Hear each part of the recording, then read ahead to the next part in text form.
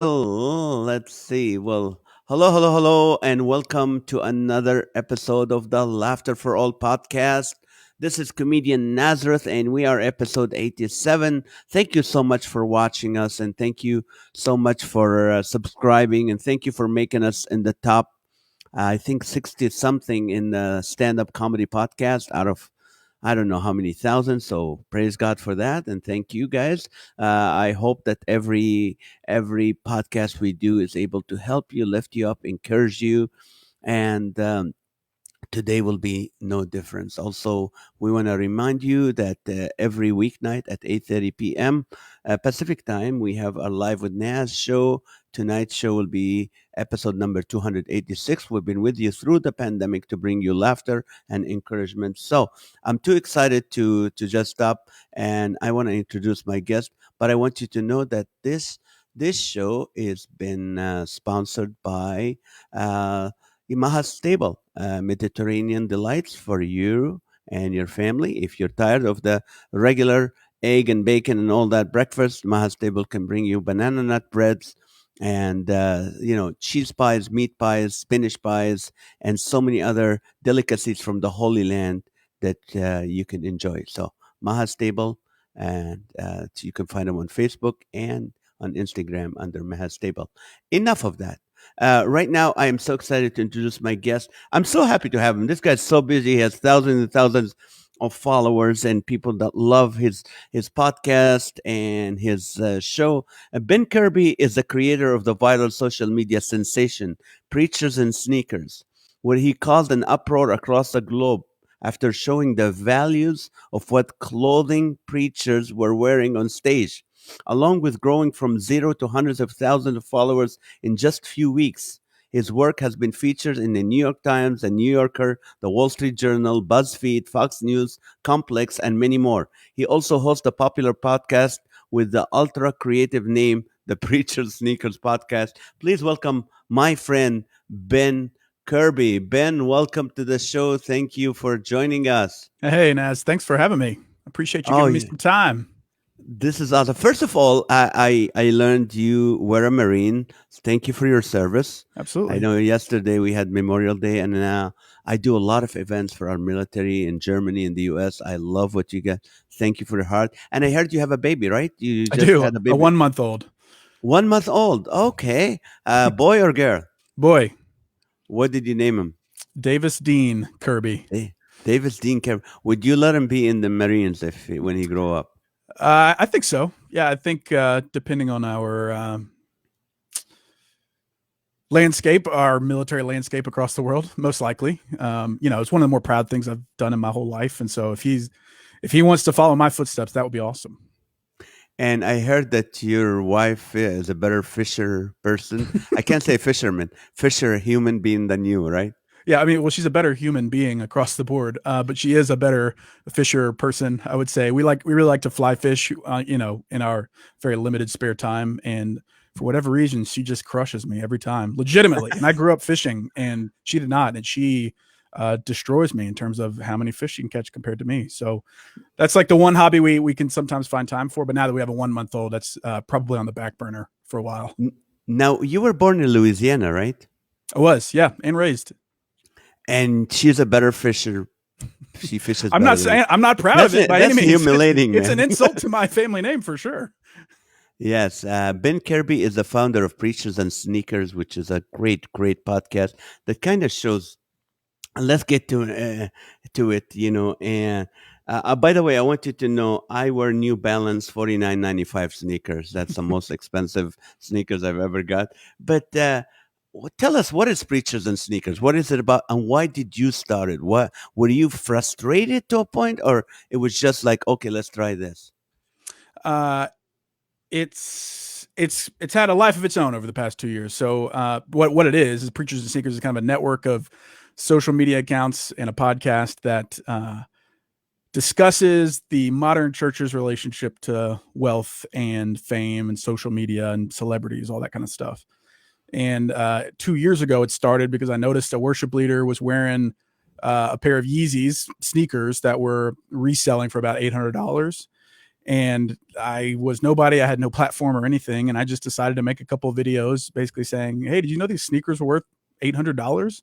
Let me get on the payroll. And it was an elevation worship video, and I was making some Yeah. jokes to I had 300 maybe 400 personal Instagram followers at the time, and so I made some people laugh, and they responded well to it, and so I kept making those videos. And then that eventually turned into was me reposting famous pastors' photos of them preaching, and then putting the either the resale market price of what they were wearing or the retail price of what they were wearing right next to it. And whenever I did those two things, put those two basically opposite pictures together, it caused people to lose their minds. And so it going from zero to in 4 weeks, I had over 100,000 followers just doing that. And so this was 2 years ago.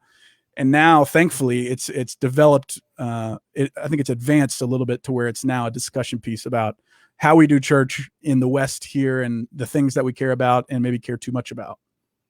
Because you're right. I mean, when I started looking, some of these preachers were, like a suit for $3,800, a shirt for $1,200, shoes for 2-3 grand. I'm like, how can you? What if you have someone in the congregation that's like having a hard time putting food on the table, and they're attending a church where the pastor is dressed in this kind of expensive clothes? Now, are we judging? Yeah, we're judging, right? No, we're not judging. We're revealing the hypocrisy of it, right? In some instances, if you drill down to each one of those situations, there could be a whole host of different factors at play. But the consistent fact is that if you choose to have a kind of ministry via social media, you do have to at least contend with the fact that the world is watching, and people get to interpret what you wear and your message, how they're going to interpret it. And so I think it's wise to consider how you portray your image and your message, especially if you're preaching about a poor Jewish carpenter that got murdered on a cross and then buried in a borrowed tomb. And so, the individual situations can be different, but you're right. A lot of people, because I've talked with thousands of people about this, do feel like it's at least gross to be in a position where your ministry is funded from donations while also wearing really expensive clothing. But then the follow-on questions that inevitably people ask are like, well, what if it was a gift? What if he's got book deals and everything? And I'm no authority to say if it's wrong to wear an $800 belt. All I can say is that, hey, this belt is worth $800, and people around you feel a type of way about that. And somehow I was able to find a way to do it in a humorous way that maybe gave language to people that didn't have language for it before. It's right. It's. I'm glad you are, because I always say comedians in the mainstream, the non-Christian market, they're the jesters of the culture. They're the ones who mock what's going on wrong and the stupidity of certain people doing stuff. As comedians, as Christian comics or comedians who perform, if we do that, we're gonna get killed. We're gonna get people like, oh, did you get that? Did you get like, okay, people attacking you, or some pastors, did they ever call you?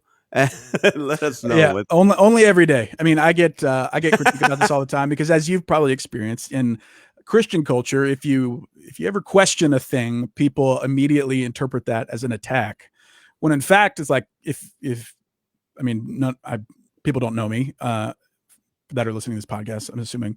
I haven't been hurt by church. I don't want to see Christians look like clowns. I don't want to see the church go away or be insulted or seen as ineffective. Like, I want the church to flourish, but I also have, what basically caused the account to be created was that I had questions about this. And I'm the type of person that really wants to encourage people to ask hard questions and not view it as an attack, but as a view. Sure, you can ask questions that are in bad faith, but if you ask tough questions in the hopes of furthering a thing or a people or a group or whatever, I think that's helpful, and it prevents this kind of whitewashed vanilla Christian existence where everybody's happy-go-lucky on the outside, but actually really hurting on the inside. And so, it's kind of a deep tangent to go down by way of sneakers, but that's basically what it's come to. But I guess to your second point, the question you asked about if pastors reached out to me, they did. yeah. They don't as much anymore. I talk with pastors a lot that usually want to discuss some of these things in terms of like improving their ministries or improving their social media presence, that kind of thing.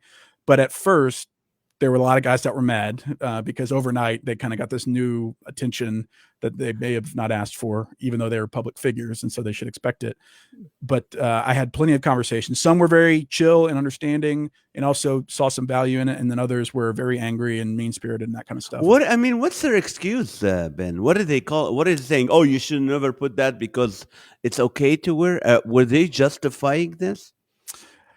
Yeah, some were, went into the whole gift spiel, and some of these guys were connected to really powerful, wealthy people. And so I believe that some of the biggest pastors in the world are gifted really, really nice things. And they I think many couldn't understand why people were so mad if they were wearing something that was a gift, when in fact, it's like, even if it was a gift, it still communicates a message, even if it's an unfair message. And so you should at least consider that. I gotta be open because this is a real show. People don't know that I was gifted a very nice sports car. I'm hardly can afford the insurance on it. And it was gifted. And the big fan said, "This is for you, Naz. I want you to have it." And I That's a nice can't friend to sell it. have. I'm not gonna sell it. I'm not gonna sell it. They don't want me. I don't want to sell it because it's a gift that was given to me. You know what? The biggest problem with this car is the batteries die on me. The battery dies because I'm not moving. I'm embarrassed to drive it. I'm really embarrassed. And when I drive it, just to get the engine going, I wear a hat and dark glasses. Now, for a pastor who said, "Well, it was a gift," don't wear it on stage. Don't show your congregation that's what it is. And for you, I mean, I really, my hat off to you that you're able to bring, because some of these pastors I know and I work with and I dealt, and I was from day one, I was like, I'm not judging, but Jesus didn't, Jesus brought to their attention of the religious people, hey, this is wrong, what you're doing is wrong. So my question to you, Ben, right now, when the media like the New Yorker or New York Times, when they jumped to know more about it, was it because they want to mock Christians, or they kind of sense that there's something wrong? A pastoral scandal is one of the best things you could bite into as a media person. I think for mainstream media, it is just a gold mine in terms of getting clicks, getting views, because there's a lot of people out there that assume hypocrisy within Christians. I mean, if we're honest about ourselves as Christians, we are hypocrites in one way or the other. I mean, we're all sinners, and Right. we have to fight against our sinful nature. That's one thing, but it is definitely elevated when you sign up for the benefits, the reach, the influence of having a massive global platform that includes influencing people's spiritual lives, but also their business lives and their buying habits, their consumerism, all that kind of stuff. And so they're interested, the mainstream media are interested because everybody's watching, and it's very easy to see that this is very like a cultural thing, this kind of hip, impressive, good looking, good speaking pastor, which in and of itself, I don't think is a bad thing. I just think it is very much, I don't know, it sounds dramatic, but playing with fire a bit. I mean, you can see the ministries of some of these huge guys erode when they inevitably screw up something. And so to me, that seems like an issue that we as Christians, the lay people, continue to watch happen. And at a certain point, I just got, some part of me got fed up with like, is nobody else seeing this recurring cycle of insanity where we build these guys up as celebrities and then they fall, and now we have to basically answer for that as regular Christians? I think it's a bigger problem than people treat it. And, if I can get people to start asking questions about it, I think that's a net positive. And you have the Marineheart. You went for it. A lot of people, I'm telling you, they chickened out. If I was not a I hear from comedian, people all the time yeah, that basically message me saying, thanks for doing this, or thanks for the account, because I work at such and such church and could never say this, or I've always been scared to say this, or, it's 10 times worse than what it actually looks like, that kind of thing. So it's an interesting look into what's going on in our churches.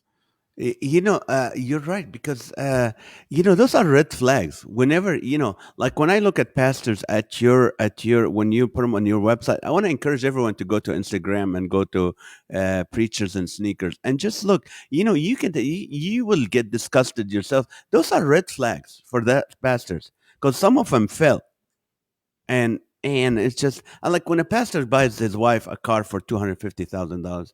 I'm sorry, I don't have anywhere in the Bible to justify this. And even if I'm a brand new Christian, there's something inside of us or going, there's something wrong. Being a Christian, when you become a shepherd, you're gonna take care of the sheep. That's where you do. But then Sarah's asking, so where's the balance, I wonder, between caring too much about what others say and giving into the fear of man and not because people are going to judge no matter what? Yeah, What do you yeah. think? I ask myself that all the time too, because you don't want to live in fear of people's opinions, because that's a never-ending cycle of anxiety right there. It's just caring about what everybody thinks all the time. That's definitely anxiety-inducing. But I don't think the other extreme is burying your head in the sand and not feeling compelled to question or point out anything. And I think that's a detriment as well, because I mean, we hear stories all the time of people in power abusing that power, and without somebody speaking up or at least saying, "Hey, this seems weird," uh, that just goes on for years and years and years until it comes to a head. And so I want people to at least wrestle with that it doesn't have to be always judging people or always fearing of what people think, but also not just burying your head in the sand and saying these people are haters all the time. Like sometimes critique is rooted in truth, and I think if you have people around you that can speak into that, whether it's valid or a lie, that's super helpful. So it's hard to do it it's hard to do it alone, because it's like this whole topic is very messy and imperfect, but I think it's worth talking about. You need people in your life that can speak into whether you care too much about the opinions of others, or where they can encourage you to speak up about a thing. It is different for everybody. Like I don't love talking in terms of like moral relativity, but this is kind of a relative type topic. And so again, hear me, like I'm not the authority on, you know, if you can wear a $250 jacket or a $500 jacket, but I think that we would all be wise to consider how we portray our lives on social, and especially if we are teachers of the gospel and shepherds of people's spiritual lives, we should Right. definitely take that seriously. You do. So why did you hide your person, like who you are, for a few months? I remember I wanted to have you for a long time, but you didn't reveal who you are. I didn't know who you are until. Uh, Uh, why uh, was that? yeah, I did that for 2 years, and it's exhausting to do an anonymous existence. It Along with the account, it varied. At first, the account blew up so fast and such an unexpected way that I didn't know what I was doing with it, and I didn't know where it was going or what the outcomes would be. And so at the time, I was counseled to basically stay anonymous until we figured out what this was, because it Right. along with everybody else, I was shocked that this thing could grow so fast. I didn't have a plan for it. I was just posting these pictures, trying to make people laugh. Um, and so after I kind of got secure in what I was doing and figured out, hey, there is some meaningful stuff here. It's also funny, and it's also cool that it's growing. It turned into like a marketing thing a little bit, where it's like, oh, this guy is kind of like the Christian Banksy. He's like, uh, he's causing this huge stir, and nobody knows if he's a pastor or if he's a regular idiot dude on Instagram. And so that was fun and cool for a while, and then eventually it just got uh, exhausting. And 2 years later, uh, I was kind of fed up with dealing with the additional email addresses and fake names and all that kind of stuff. And like I wrote a book about trying to be authentic in everything. And I figured the best way to actually participate in the discussion would be to basically reveal who I was in public, reveal that I was, struggling with some of these things as well, and didn't have all the answers, but was trying to do my part to be real about who I was, and push for other people to do the same. Now, when this thing blew up, Ben, how did your wife react? Was she like, "Hey, what? Don't even, you're getting yourself into something. I'm pregnant. I want to have a baby, and you're taking that. How long you been married first? I've been married 7 years this month. What does she think about all of this? At the beginning, she's heard me I'm the dreamer of the family while she's the realist. And so she's heard me dream out loud about all sorts of dumb ideas. And she is kind enough to listen to me, but also wise enough to get me to maybe think about some of the realities of some of my dreams. And so when the thing started blowing up, she basically counseled me to take it slow and to not get swept up in the idea that the New York Times wanted to talk to me, that I was like, she is very good at bringing me down to earth in a loving way in order to preserve. That sounds like my wife. Yeah. In That's order exactly like my wife. Not because she's a hater, because she can help me preserve my sanity a bit. And so, I'd already put her through the Marine Corps wife thing, traveling around the country, dealing with deployments and all that kind of stuff. And so I've worn her down in terms of like, we're probably not going to have a stable traditional life ever, I think. But 2 years later now, having written the book and I've been at this for a while, she's encouraging and has been very, very helpful in keeping me from doing a lot of stupid things, saying stupid things, or reacting in a way that would be, like, this is an emotional topic and people can be really angry and can be really insulting. And so as a dude, as a Marine, it's very hard to sit there and take that sometimes. But she has been very helpful to help me basically take a beat and consider what I say before I snap back at somebody. And so she's very encouraging. I think she's ready to maybe talk about something different than preachers literally wearing sneakers. But I'm very grateful for her. And it's just like so lucky to have a wife that's like that. Yes. When you're a dreamer like me, that's what happens. You need a wife that humbles you and brings you back to earth. But it's like, how are you going to pay for that?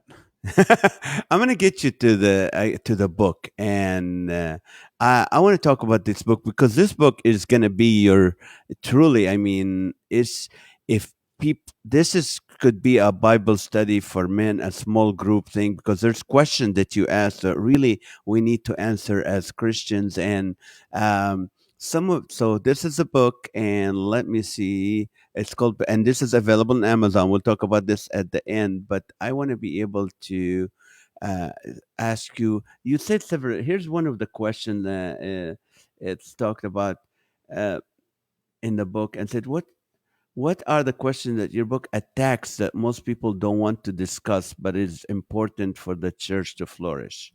What are some of those questions? Yeah, it was interesting to me that this account talking about sneakers could lead to some real kind of deep, heady church-related questions. And so throughout the life of the account, I saw these recurring questions come up that I was asking myself and was wrestling with. And so the book is based around the questions.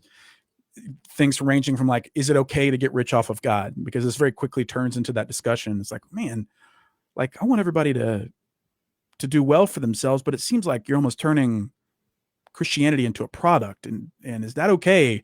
Does this relate to the money changers in the temple? Like, when is it too much?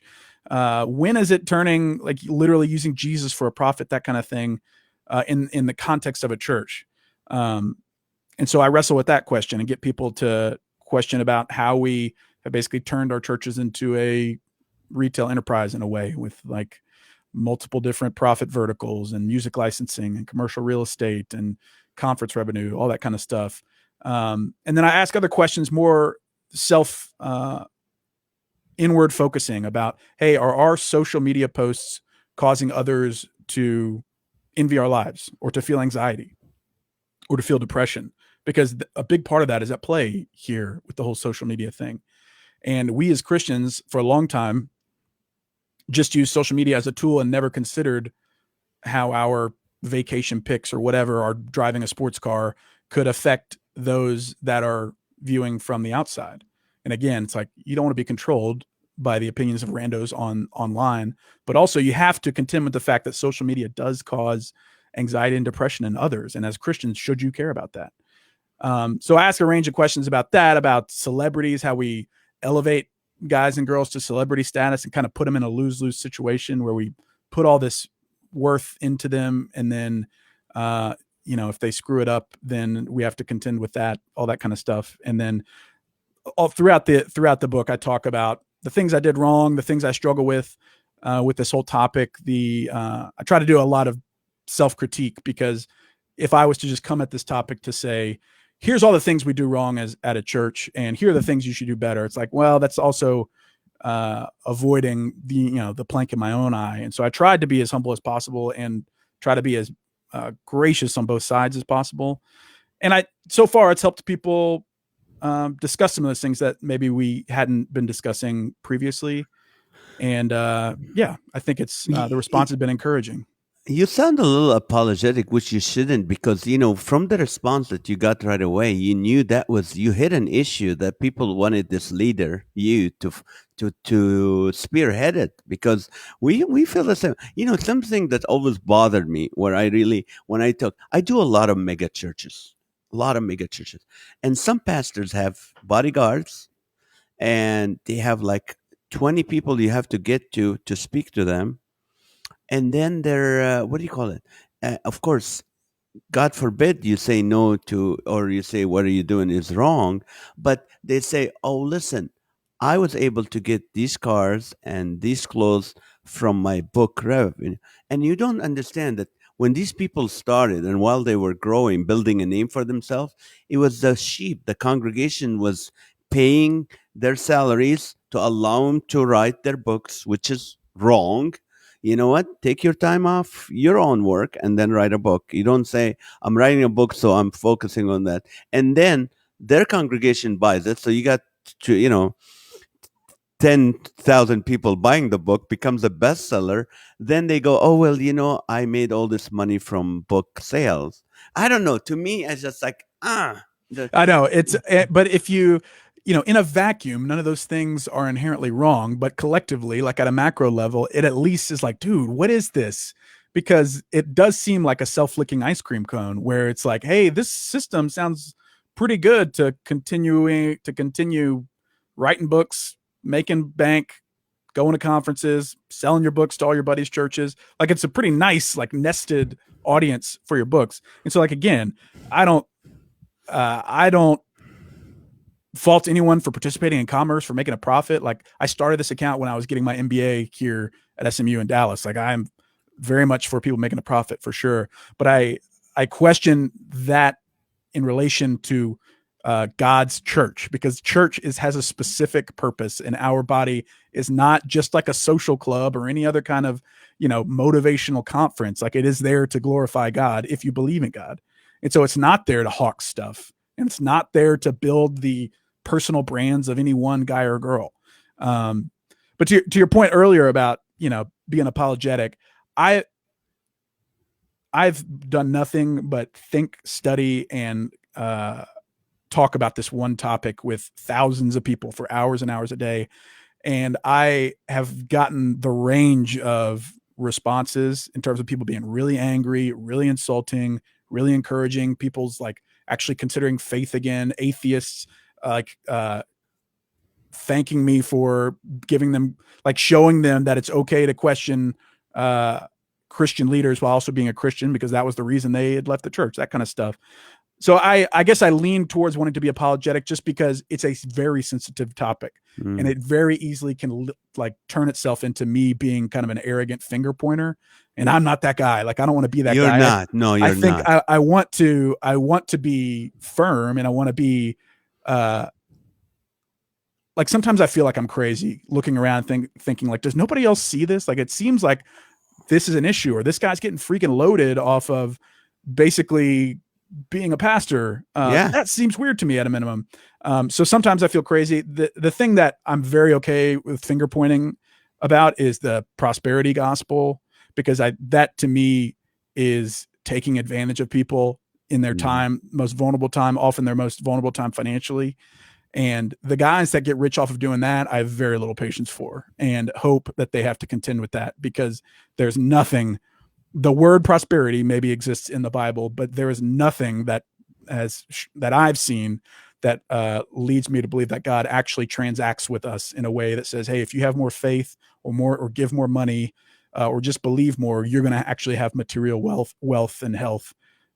because there's just too many people across the world that God equally loves that will never have that kind of stuff. And so if your faith or your theology is based upon that transaction between you and God, I think you're going to have a very rude awakening whenever something wrong happens in your life.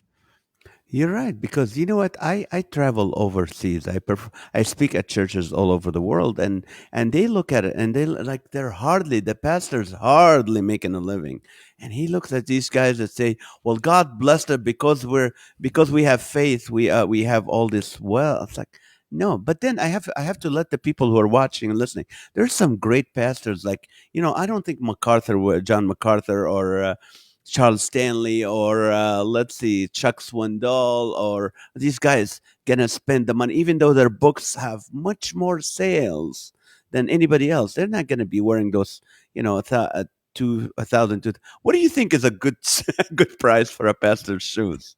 Since I, you do this thing, yeah, it's impossible for me to say a price tag, but I think the moment it becomes distracting, that's when you should reconsider a pair of shoes or a pair of pants or whatever. Once the people coming to your congregation to hear you speak are asking questions about your appearance in a way that's consistent, I think you should at least try to hear that. And, the posture should, I think, and we all should do this, but the posture should be, if you believe in Jesus and elevating him as a God actually worth worshiping, you should push completely to elevate him over yourself. Like John 3:30, if at any point you're elevating your own image where people are coming to your church to see you speak specifically, I think you should audit that, because building your personal brand as being a really good pastor or preacher is kind of counter to the whole point of being able to point people to the God that's actually worth worshiping. and it's hard to preach good news and a gospel when you're trying to promote yourself. And just the way some of them is like, they're taking away the sin part out of their gospel. And you always look at those people, and they're always dressed very nice, and they have the expensive stuff. I mean, all you have to do is look at their clothes and then go into like, okay, they're not preaching the right thing. And yes, I'm judging people. I'm judging. I've listened to them, but thank God for Ben that's able to speak out on this and bring it out to light. And really, how can your book, like it says, take their faith more serious, allows people to take their faith more serious? Yeah, to your point about the guys that kind of take the sin out of the Gospel. sermon, that the gospel, that is a very good way to grow a congregation. And we as consumer Christians have basically demanded that for years and years. We want a very comfortable service with really good music. We want to be motivated, not challenged. We want to leave feeling good and not feeling like we have to contend with some things in our lives. And that very quickly can turn into a recurring cycle of just feel good nothingness. And that basically, to me, makes your faith seem. Sorry, I've got these two dogs that are No, will that's laugh fine. if a leaf falls.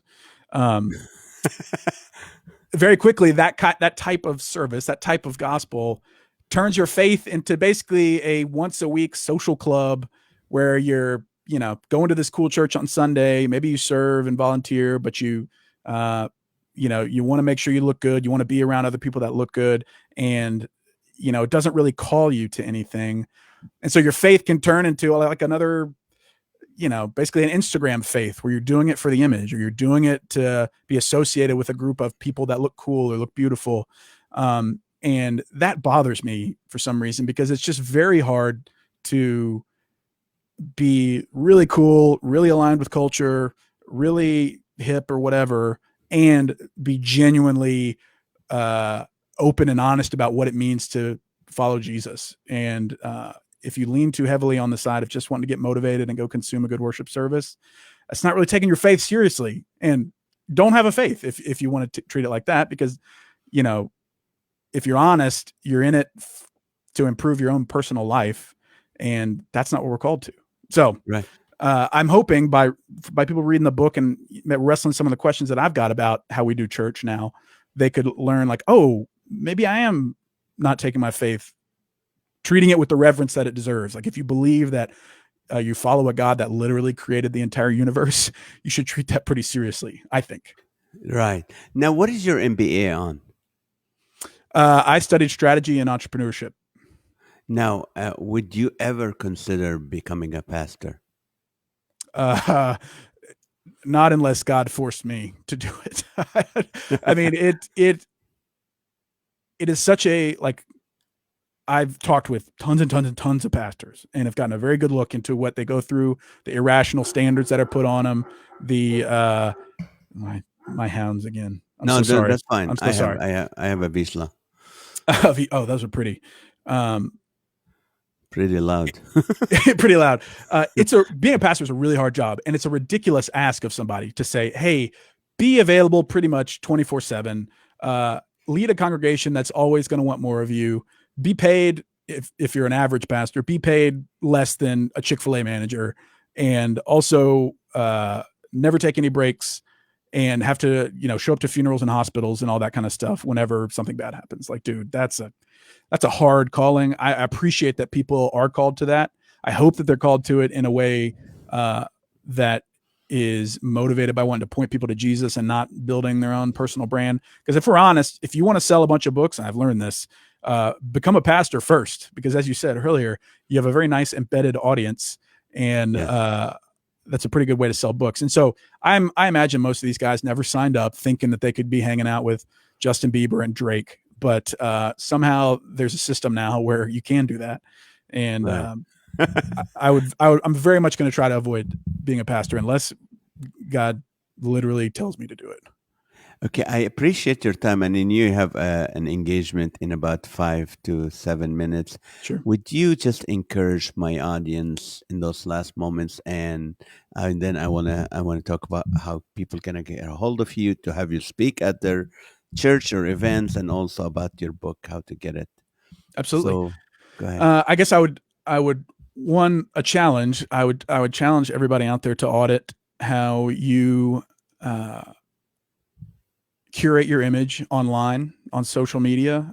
If you haven't thought about the heart behind why you post what you post, I think you should, and that includes your appearance. Now, again, don't be controlled by fear of other people, but also consider how you can serve strangers by the way you handle yourself online. An encouragement, I would say, it is my biggest encouragement for people is that it is okay to ask questions about hard topics to powerful people. And the only way we're going to improve collectively as a church body, a big C church body, is if we're real with each other and real about the situation, real about the circumstances around why we do what we do at church. And so I would encourage everybody to ask more questions in good faith, but not shy away from questions that are hard. And because you might protect somebody from something, even like a high profile leader, if you're asking about something that nobody else around them is willing to ask, that could potentially serve them. But again, if you want others to be about it, you better be about it as well. And so audit your own life first, but then also don't be scared to ask questions.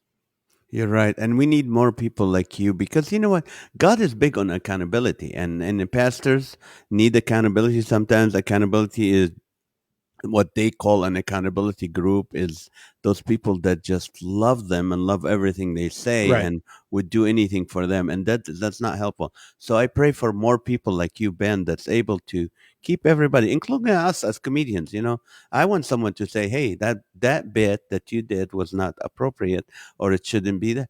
I'm okay with that. I want to Mhm. hear that because our goal, like you said, we want to honor God, not ourselves. Thank you for your time. How can people get a hold of you, book you in, or complain about?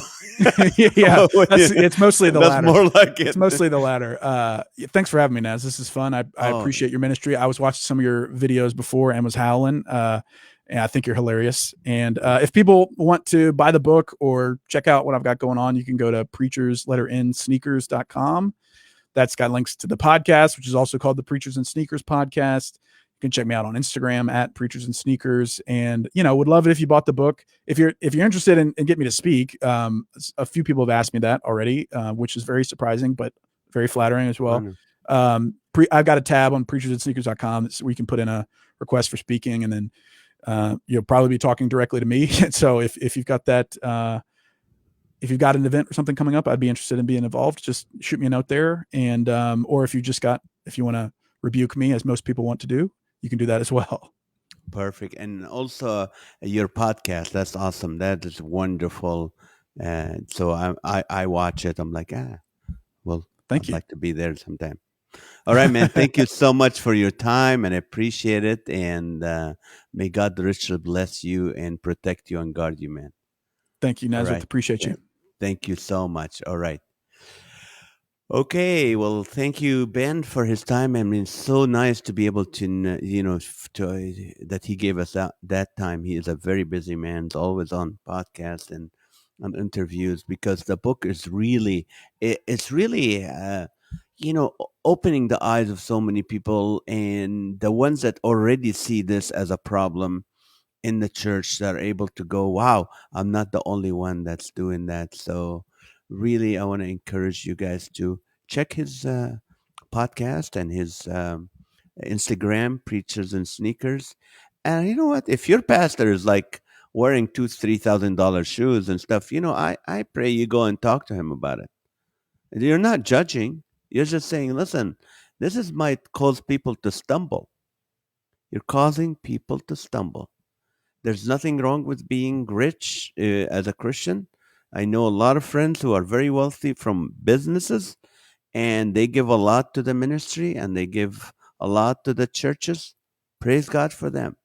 But once you say, I want to be a preacher, I want to be in the thing, and you know what? If you make good money and you're buying nice stuff, or someone's giving you nice stuff, don't wear it on stage. Don't flaunt it on social media. Just keep it to yourself. There's people, and I always say the story that's it happened to me where one time I was at a restaurant, and I used to put pictures on Instagram. Remember, we used to say, oh wow, instead of say I forgot to pray, we say, oh, I forgot to take a picture of my food before eating it. And when my Wi-Fi was down, I'm like, I couldn't eat because I couldn't take a picture. Now, I'm just kidding. I'm giving an extreme, but I know people did that. They gave in the beginning, they on Instagram, or Facebook, they give you a picture of everything they're eating.